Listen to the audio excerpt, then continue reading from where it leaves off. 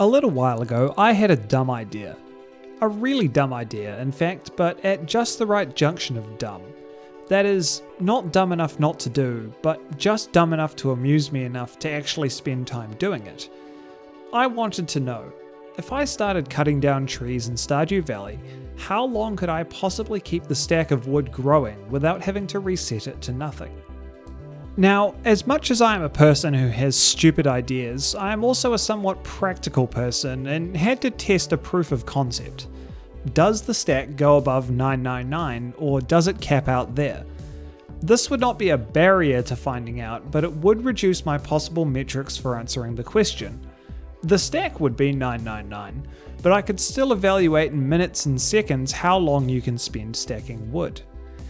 I quickly downloaded some mods to help my noble task and got to work, planting some trees on an old farm I had lying around.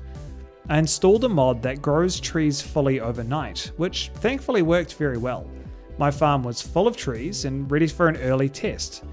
So I got chopping, and boy did chopping down even this meager set of trees take some time. But I did get my answer on the stack. It does indeed go above 999. Game on. The next step was to hunt down some more mods to make setup a lot easier. I had instant tree growth, but I also needed time unlimited days, infinite energy, and a cleared map. The obvious choice here was the tractor mod, which makes use of near any item in the game in a giant customizable radius. I also needed thousands of seeds, so I installed CJB item spawner as well. Wherever there could be a tree, there would be a tree. The setup had to be maximal. There's obviously some limits on what I could feasibly run to after chopping down one tree without the stack fading and my mission failing, but that was my only limit other than the actual space on the map. Which brings me to my next thought. The biggest factor in success determining maximum stack size would be the route. I have to be able to run to each tree, chop it down, and collect at least one piece of wood before the stack fades. In general, Stardew Valley is pretty generous with how long it gives you for each stack of items to fade away completely and reset. We are going to abuse this with how we run between the trees for the route through the map. The stack runs through the map segments, so I can chop a tree down at the top of Cindersap Forest, collect the wood, and then run and chop a tree down at the bottom of the farm, and the stack will continue. Before I began construction, I needed a blank farm. To do this, I would need to destroy basically everything everywhere in order to make way for massive maple plantations. And that would mean chopping, picking, and scything up just about everything in sight, no matter whether it was animal, crop, debris, fish, NPCs, what have you. The map has to be nothing but trees. Importantly, as of at least version 1.6, you can no longer plant or harvest trees in town, significantly reducing the spread of choppable trees throughout the map. This also basically excludes the beach, since getting there while maintaining a stack is basically impossible, even using a teleporter, so we won't be going there.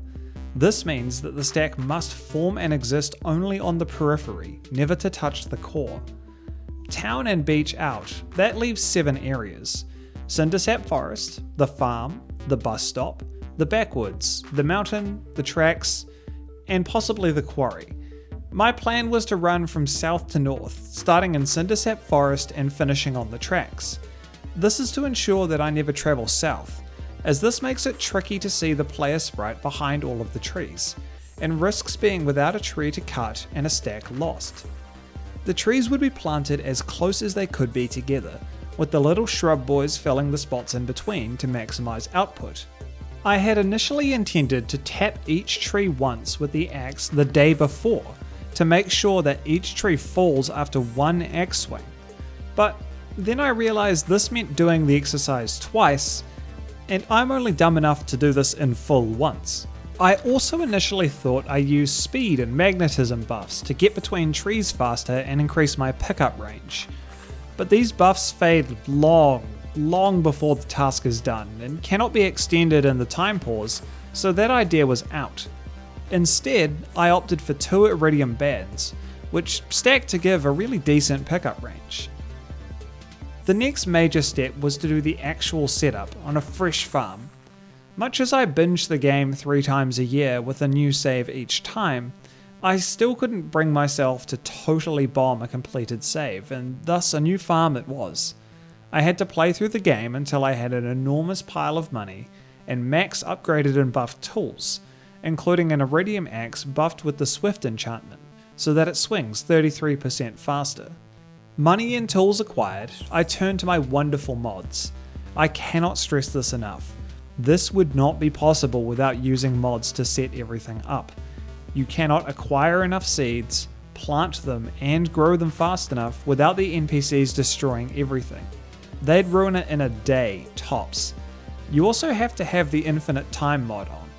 I tried it without, just to see, and I didn't even cut down all the trees in Cindersap Forest, which holds far fewer than the farm. I booted up the tractor, spawned in thousands of seeds, and got sowing. The tractor is a breeze to use, and allows you to remake the world as you please, really. Pretty quickly, the map was covered in maple seeds, and I went to bed. In the morning, I found a wonderful tree-covered map, minus the little track on the farm I had cut out for myself to get south. And with my critical thinking skills and value for how I spend my own time absent, I went to work. And boy was this work. This took far longer than I had initially anticipated. Just Cindersap Forest alone takes over 15 minutes. My strategy worked well, but the challenge of maintaining the stack in the forest was bigger than expected. I actually failed my first attempt when I learned that you could not run around the lake without losing the stack. I was deflated, but not defeated.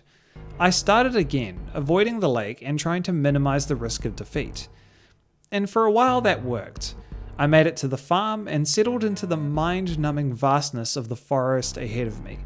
The farm is a toiling grind, just endless trees for upwards of 40 minutes with a brief detour to the bus stop.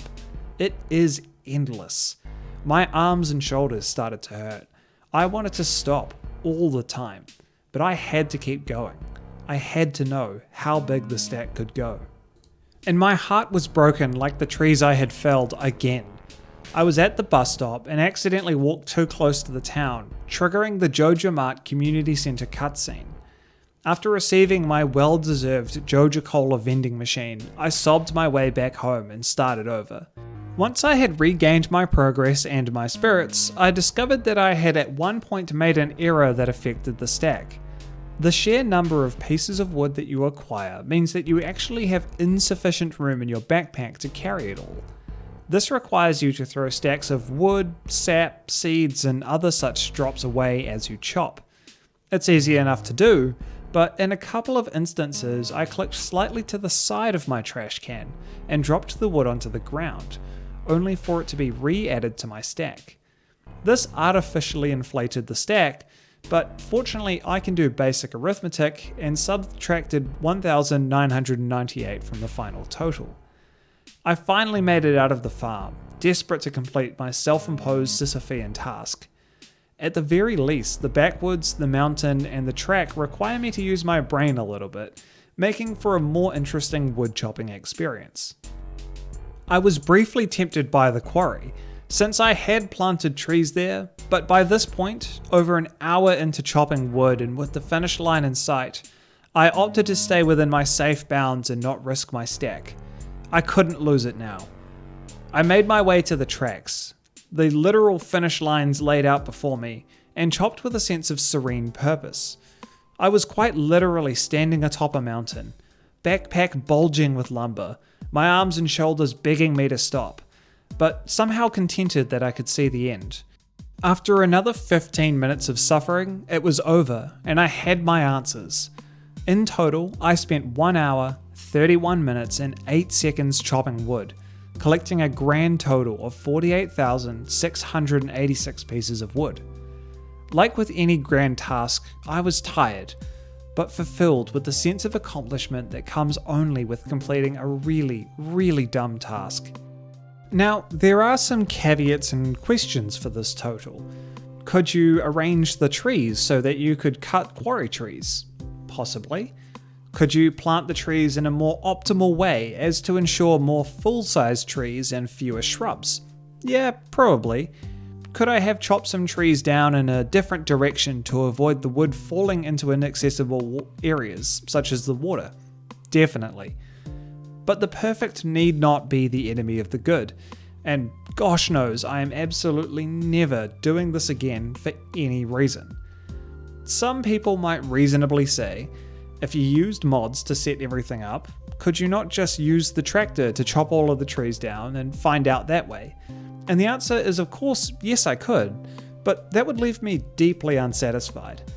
I wanted to know how you could do it, just a man and the axe and a whole lot of trees. Thank you so much for watching me suffer. If you'd like to see more stuff like this, consider subscribing or dropping one of your awful ideas in the comments and maybe I'll do that next. Until next time.